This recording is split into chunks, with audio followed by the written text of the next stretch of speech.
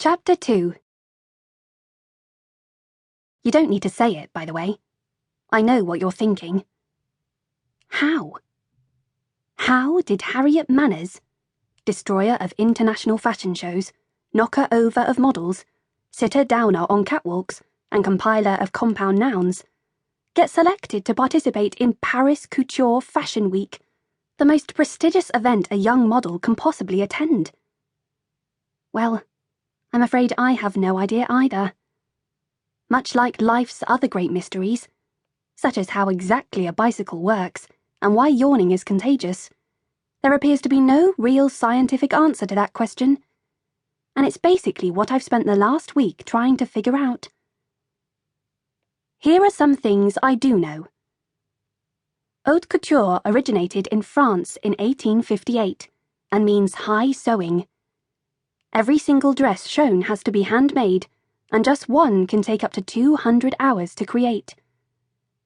There are only 2,000 potential customers for couture fashion, and most are based in India, Russia, or Brazil.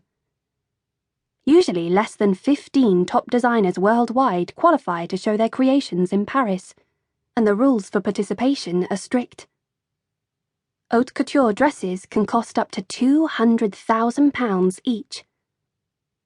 Knowing these facts did not help me get this job. I definitely checked.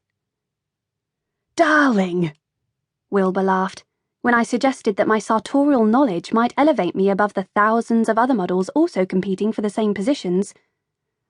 one of my most well-known models, who shall remain nameless, once put a frozen chicken under the grill. I'm going to pause for a few seconds to let that sink in. There was a long silence while he closed his eyes tightly, bit his bottom lip, and grabbed my arm. A whole, raw, frozen chicken, he repeated, slightly more squeakily. Under the oven grill, and then couldn't work out why the legs caught fire. Another pause. Then he burst into peals of laughter.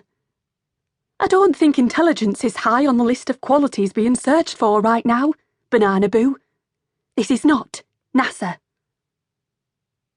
By this point, Wilbur had been back from New York for just 3 days and had already swapped me with Stephanie for another one of his models, like fashion top trumps except the opposite.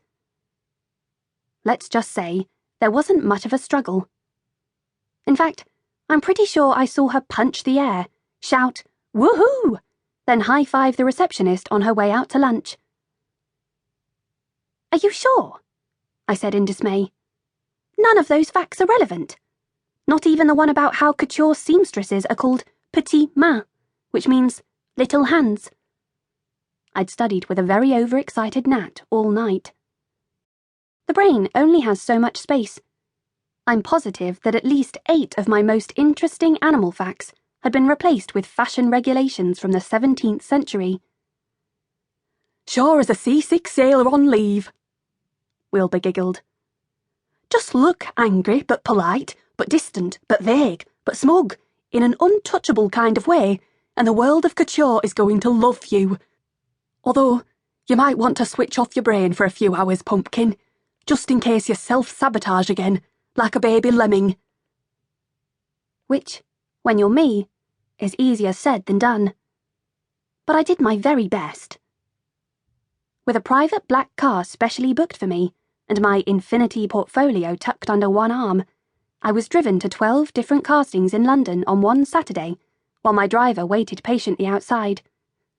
Wilbur said they were taking no chances.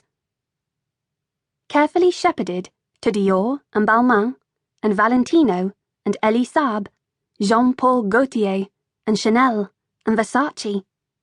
And with my rebellious brain switched firmly off, I walked up and down enormous air-conditioned rooms, eyes flat, chin up, shoulders back, cold and disinterested, unimpressed and severe, very much like our headmistress just before an assembly about truancy. Refusing to smile or chatter or ingratiate myself with relevant conversation openers or factual tidbits, and making no attempt to form connections with the people around me at all. Suffice to say, it was one of my biggest personal challenges of all time. And it totally worked.